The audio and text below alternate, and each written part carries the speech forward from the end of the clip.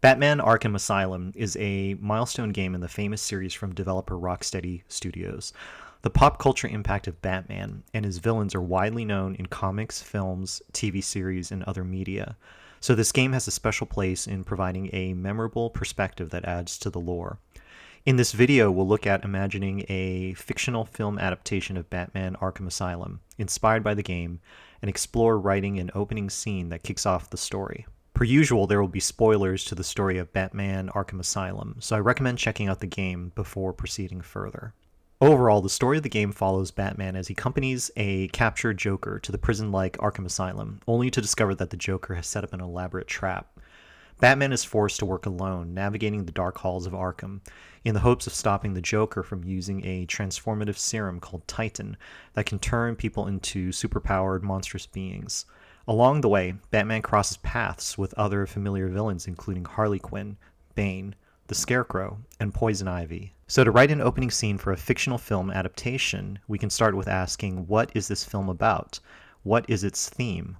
Often, an effective opening scene can lay the groundwork for how the film will explore its central theme.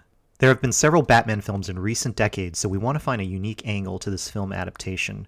Perhaps the theme of this film could be facing your fears means being brave enough to let go of the past and move on.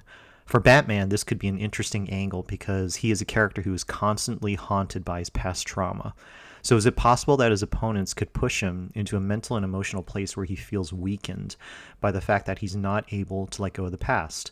Could they convince him that he's a prisoner in his own mind and might as well be in Arkham Asylum with them?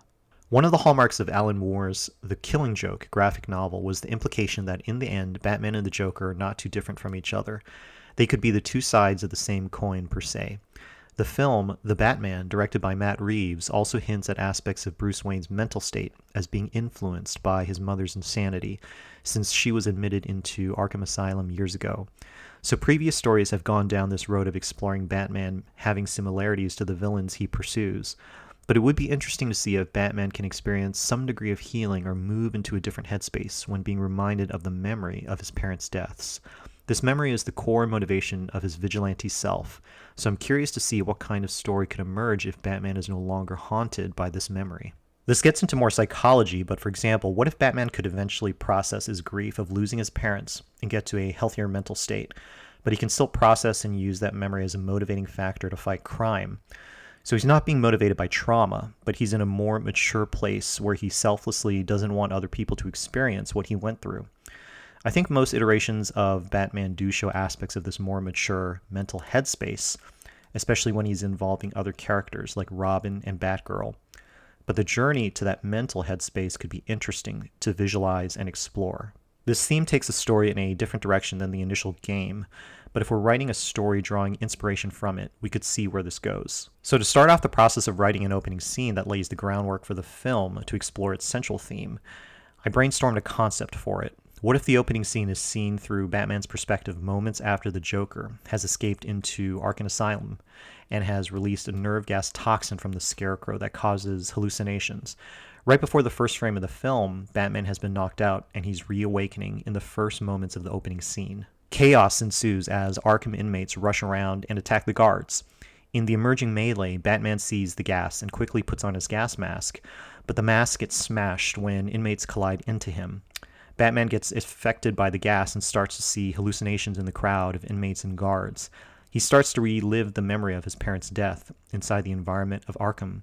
So as we see through Batman's eyes, he sees his mother and father in the crowd, having a gun pointed at them by a faceless assailant.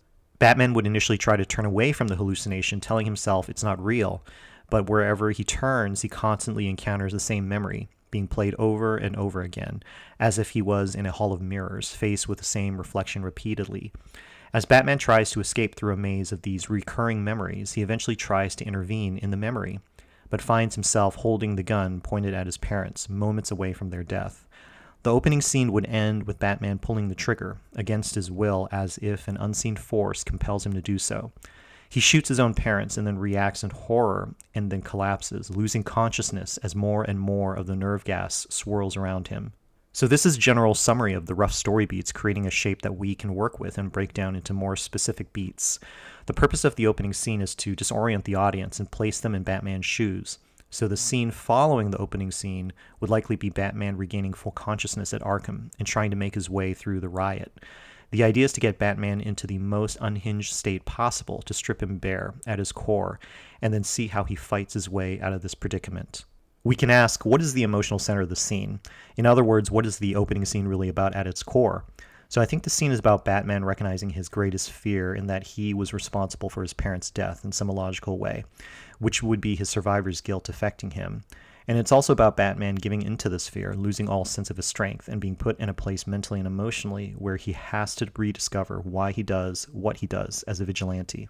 We can also ask, how is Batman different at the beginning of the scene and at the end of the scene? This helps us to identify pieces of a character arc that can give structure to the scene. We first see Batman in his most capable superhero self at the beginning, trying to make his way through the riot. But the scene would end with him being reduced to a more frightened, fragile self. So let's start writing out the story beats. Story beat number 1 is where Batman reawakens in the main foyer of Arkham Asylum after the Joker set off an explosion causing a riot among the inmates to break out. Batman regains consciousness and then sees the nerve gas toxin being piped into the room. Story beat number 2 is where Batman quickly dons his gas mask from his suit, but the crowd of inmates overwhelms him, causing him to get knocked down, and the gas mask is broken, with gas leaking in. Batman scrambles to get away from the gas cloud, but he's accidentally already breathed some of it in. Story beat number 3 is where Batman maneuvers into a nearby hallway connecting to the main foyer, where he tries to fix his mask, but he discovers it is permanently broken. Down in the hallway, in the darkness, he starts to hear familiar voices. He's experiencing a hallucination of his parents' death. Batman turns to see down the hallway, and he sees his parents about to be gunned down by a faceless assailant. Story beat 4 is where Batman reacts to the hallucination, stepping away from it, but this causes him to stumble back into the main foyer where the nerve gas cloud has grown bigger.